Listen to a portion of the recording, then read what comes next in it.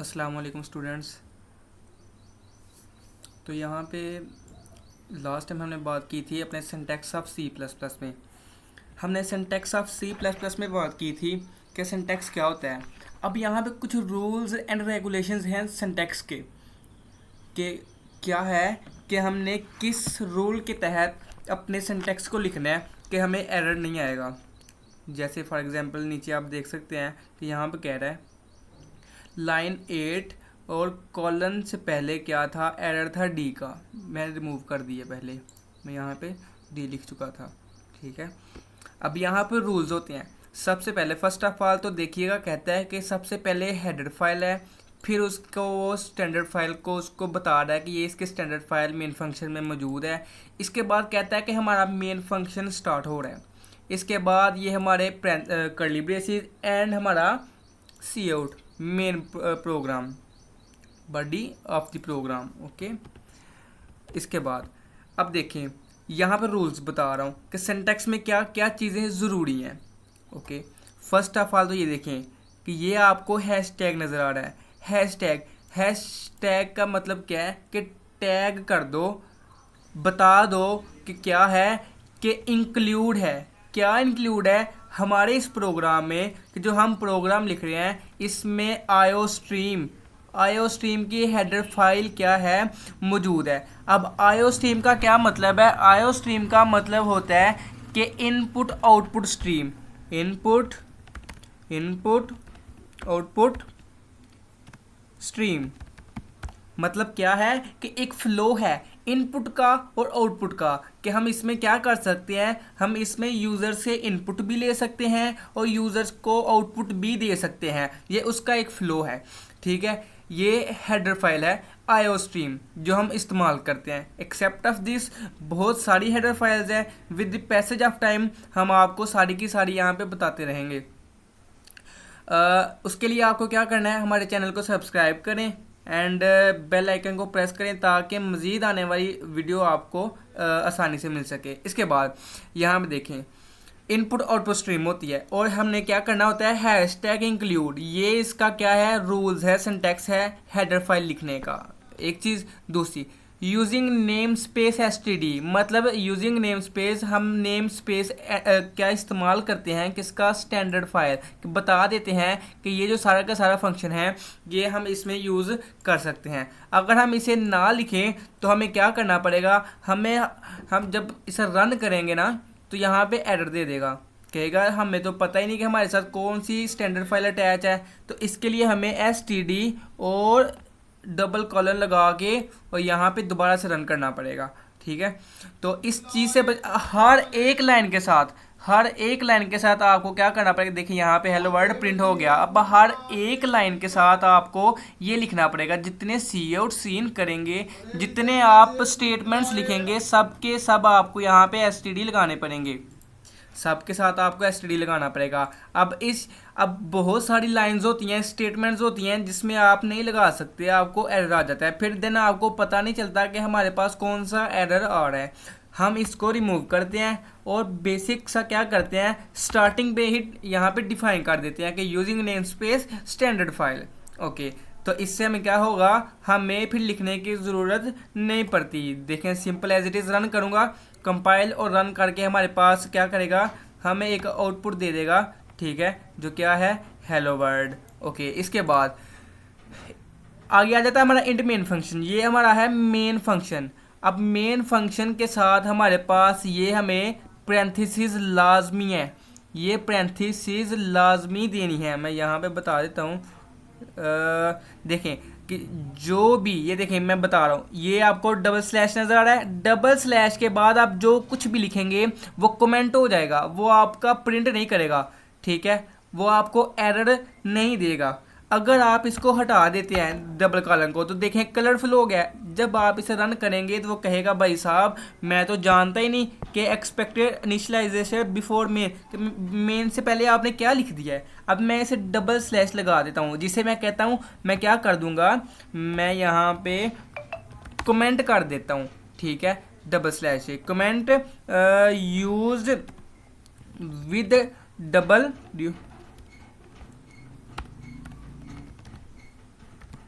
Slash, double slash के साथ। Okay, इससे क्या होगा, वो कहता है भाई साहब ये कमेंट हो गया है, प्रोग्राम कहता है ये कमेंट हो गया है। अब मैं इसे नहीं देखूंगा, मैं क्या देखूंगा, जो मैंने यहाँ पे क्या किया है, जो मैंने यहाँ पे अपनी स्टेटमेंट लिखी है जस्ट उसे देखूंगा। इसके बाद अब ये पैरेंथेसिस ज़रूरी हैं। अब इसके बाद रिटर्न टाइप, रिटर्न टाइप का मतलब होता है हमें जवाब किस में चाहिए, किस रिटर्न टाइप में चाहिए, किस तरह का जवाब चाहिए। ठीक है, इसलिए हमें हर एक की रिटर्न टाइप देनी होती है। मैं कहता हूँ मुझे जवाब क्या चाहिए, मुझे जवाब चाहिए 5 में, तो 5 हमारी इंटीजर टाइप है तो मैं इंट लिख दूंगा। मैं कहता हूँ मुझे 5.2 चाहिए, मुझे फ्लोट टाइप चाहिए, तो मैं यहाँ पे क्या कर देता हूँ, मैं फ्लोट टाइप लिख देता हूँ। मुझे चाहिए करैक्टर टाइप, मैं सी लिख देता हूँ, तो मैं CHAR लिख दूंगा, करैक्टर टाइप। क्या करूँगा, करैक्टर टाइप। ये होती है हमारी रिटर्न टाइप कि हमें किस तरह से आउटपुट चाहिए, किस तरह की आउटपुट चाहिए। इसके बाद अब यहाँ पे देखें पैरेंथेसिस ज़रूरी है।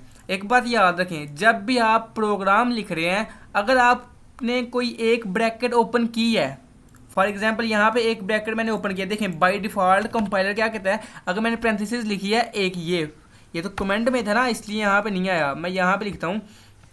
देखें मैंने एक पैरेंथेसिस लिखी है जस्ट, उसने दोनों दे दिए हैं। मतलब क्या कि आप अगर एक पैरेंथेसिस ओपन करते हैं तो उसको क्लोज भी करनी है, एक आपने ओपन की उसको बंद भी करना है पैरेंथेसिस को, देन जाके आपका प्रोग्राम ठीक होगा। ये आपके सिंटैक्स में आता है। Except of this, C out क्या होता है, C out, C out, C program में जो लिखा है उसे आउट कर दें। मतलब कि जो कुछ सी प्रोग्राम के यहाँ पे लिखा है उसे आउट कर दें। स्टेटमेंट हेलो वर्ड, देखें हेलो वर्ड, हेलो वर्ड को एज इट इज प्रिंट करता जा रहा है। वो देखें ना यहाँ पे एज इट इज प्रिंट करता जा रहा है हेलो वर्ड को, आगे हेलो वर्ड। इसके बाद अब सी आउट का मतलब है कि जो कुछ आपने डबल कॉलन में लिखा है। अब ये डबल कॉलन क्या है, डबल कॉलन आपके यूज़ होते हैं आपके किसके लिए, स्ट्रिंग के लिए। आप इसमें स्ट्रिंग टाइप का डाटा लिख सकते हो। अब स्ट्रिंग टाइप का डाटा कौन सा होता है, जिसमें आप जितनी मर्जी लंबी स्टेटमेंट लिख सकते हो इंग्लिश की, वो सेम जिस तरह से लिखोगे उसी तरह प्रिंट होगी। जैसे मिसाल के तौर पे मैं यहाँ पे कह देता हूँ सी आउट A+B। अब A और B की जो वैल्यू होगी वो जमा होके प्रिंट होगी। फॉर एग्जांपल मैं यहाँ पे कहता हूँ int A is equal to 5 and int B is equal to 6। अब मैं क्या करता हूँ, मैं यहाँ पे इसे कमेंट कर देता हूँ।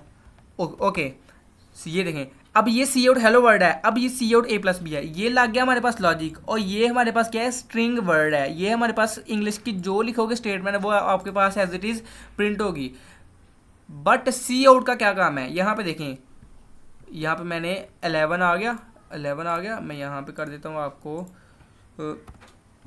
ये देखें /t, मतलब क्या, मैं स्पेस दे देता हूँ। यहाँ पे मैंने क्या कर दिया है, स्पेस दे दिया है। अब देख सकते हैं आप इसे कि क्या हुआ, यहाँ पे ये देख सकते हैं स्पेस आ गई और 11 हमारा A+B का सम आ गया था। मतलब क्या कहता है सी आउट कहता है कि क्या हो हमारे पास ये हो कि सी आउट में जो हम कह रहे हैं वो सेम वैसे का वैसा प्रिंट करवा दें, सी आउट कर दें, आउटपुट दे दें जैसी हम चाह रहे हैं, जो हम चाह रहे हैं सिंपल वैसी। हेलो वर्ड कहा सिंपल वैसा प्रिंट करवा दें, A+B कहा उनकी वैल्यू को जमा करवा के सिंपल प्रिंट करवा दें। ठीक है, इसके बाद अब ये आपके पास होते हैं आपके एक्सर्शन ऑपरेटर। मैं कमेंट में बता देता हूँ, दीज आर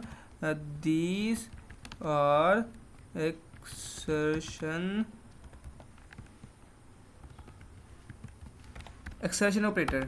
ओके, दीज सारा हमारे एक्सर्शन ऑपरेटर होते हैं कि क्या होते हैं, जो एक्सर्ट का आउटपुट देते हैं। अब ये अगर हम ये इस्तेमाल करें तो ये हमारे होंगे इंसर्शन ऑपरेटर, कि जो अगर हम इनपुट देंगे तो इंसर्शन ऑपरेटर इस्तेमाल होंगे, अगर आउटपुट देंगे तो एक्सर्शन ऑपरेटर इस्तेमाल होंगे।